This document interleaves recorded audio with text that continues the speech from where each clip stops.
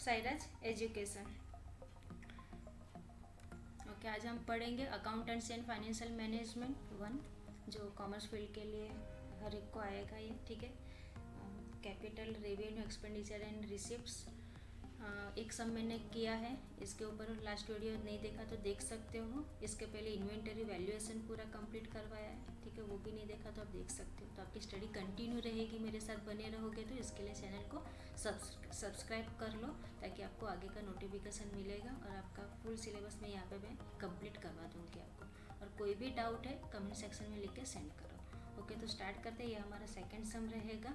इसके पहले मैंने एक सम करवाया है, नहीं देखा तो देख लो, ठीक है। स्टार्ट करते हैं सम। ओके, अभी इसमें क्या है आपके पास,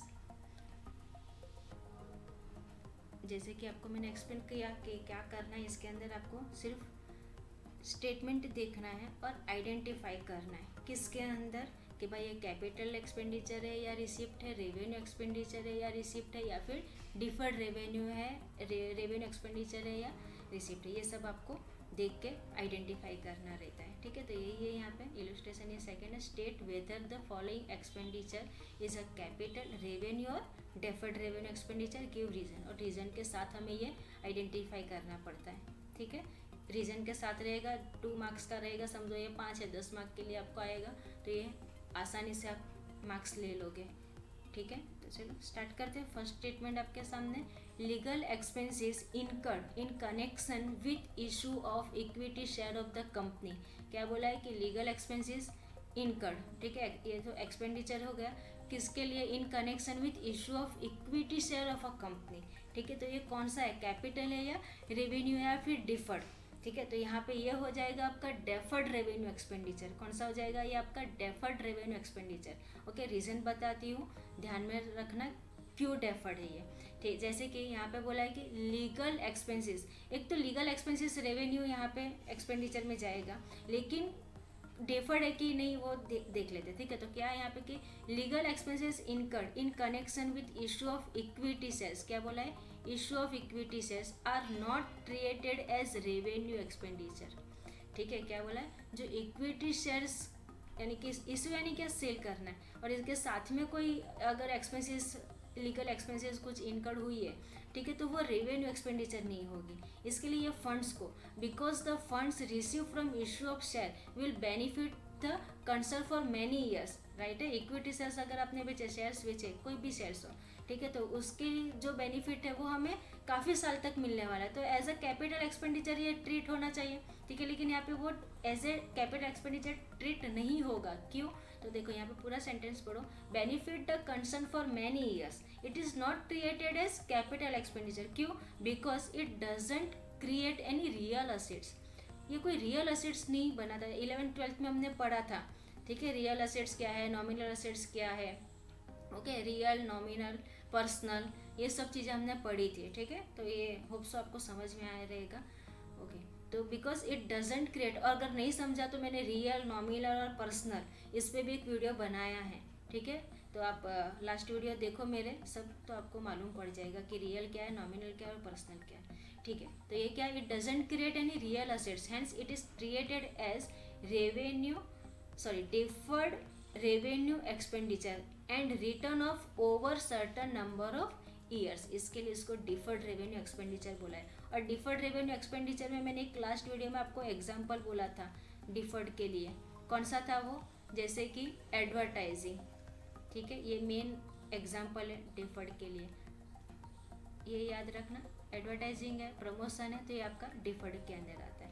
फाइन, चलो नेक्स्ट देखते हैं अभी। नेक्स्ट आपके पास cost of replacement of a defective part of machinery, cost of replacement, ठीक है, किस पे कॉस्ट लगाया हमने, रिप्लेसमेंट किया है defective part of machinery.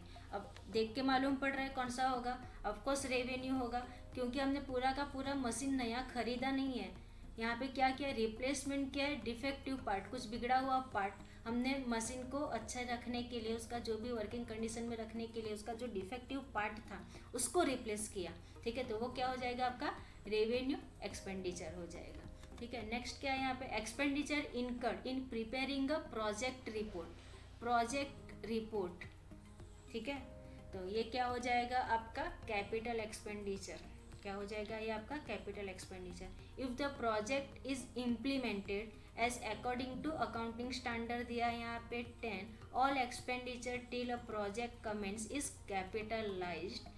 However, if the project is given up or not implemented and the amount is small, it will be written off as revenue expenditure as expired cost which will bring to benefit in future. If the project is not implemented and the amount is heavy, it will be treated as deferred revenue expenditure. ध्यान में रखना ये, ठीक है। तो अभी फिलहाल जो सेंटेंस दिया है हमें उसके हिसाब से ये क्या हो जाएगा आपका कैपिटल एक्सपेंडिचर। ओके, नेक्स्ट है कि expenditure for training employ for better running of machinery. Better running of machinery के लिए एक्सपेंडिचर क्या है, किसको, ट्रेनिंग एम्प्लॉयज़ को। तो ये भी क्या हो जाएगा आपका revenue expenditure as expenditure for training employ, ठीक है। एम्प्लॉय को ट्रेनिंग करने के लिए बेटर रनिंग के लिए जो भी मशीनरी की कॉस्ट है वो सब एडमिनिस्ट्रेशन कॉस्ट है और ये नॉर्मल है, ठीक है। आपको पता है जैसे कि अगर बिजनेस स्टार्ट करें उसमें न्यू एम्प्लॉय को रखते हैं तो उसमें हम ट्रेनिंग देते हैं वो एम्प्लॉयज़ को, तो वो क्या हो गया, ये नॉर्मल हो गया, हर एक बिजनेस एक्टिविटीज़ में ये होता ही है। तो ये नॉर्मल एडमिनिस्ट्रेशन कॉस्ट है, ठीक है, नॉर्मल बिजनेस एक्टिविटीज़ से रिलेटेड एडमिनिस्ट्रेशन कॉस्ट है। इसके लिए ये हो जाएगा आपका रेवेन्यू एक्सपेंडिचर, ठीक है, रेवेन्यू एक्सपेंडिचर। नेक्स्ट है purchase of machinery for cell. अगर सिर्फ यहाँ पे रहता है ना परचेस ऑफ मशीनरी तो ये क्या हो जाता था कैपिटल, ठीक है, लेकिन यहाँ पे बोला फॉर सेल, ठीक है, तो ये वर्ड से देखो पूरा ये चेंज हो जाता है, यहाँ पे हो जाएगा वो आपका रेवेन्यू एक्सपेंडिचर। ध्यान में रखना यहाँ पे दो स्टेटमेंट दे दिया है, परचेस ऑफ मशीनरी सिर्फ इतना रहता तो हम इसको कैपिटल लिख दे देते, लेकिन बोला है फॉर सेल, ठीक है, तो फिर वो हो जाएगा revenue expenditure. As expenditure incurred for purchase of machinery for sale is a direct product cost related to normal business activity incurred in order to earn income during the year, ठीक है, तो ये हो जाएगा आपका रेवेन्यू एक्सपेंडिचर। और last statement है daily wages paid to office peon, daily रोज पे कर रहे हो, रिकरिंग हो गया तो ये क्या हो गया आपका revenue expenditure. As daily wages paid to office peon is cost of administration related to normal business activity incurred in order to earn income during the year। Okay, clear है ये। और यहाँ पे लिखा है डेली वेजेस पेड, ठीक है, तो ये क्या हो गया आपका रेवेन्यू एक्सपेंडिचर हो गया। होप सो समझ में आया रहेगा ये capital and revenue expenditure, deferred revenue expenditure क्या है, ठीक है। तो अगर कुछ भी अभी भी डाउट है आपको तो आप मुझे कमेंट सेक्शन में लिख के सेंड कर सकते हो। ओके, तो आज के लिए इतना रखते हैं, मिलते हैं हम लोग नेक्स्ट वीडियो में न्यू चैप्टर के साथ। तो चैनल को सब्सक्राइब कर लो। अब हम करेंगे न्यू चैप्टर्स, 2 चैप्टर हो गए, इन्वेंटरी वैल्यूएशन और ये capital revenue deferred revenue expenditure capital receipt something जो भी, ठीक है। तो ये 2 चैप्टर्स हमारे कंप्लीट हुए। मिलते हैं नेक्स्ट वीडियो में। Okay, thank you.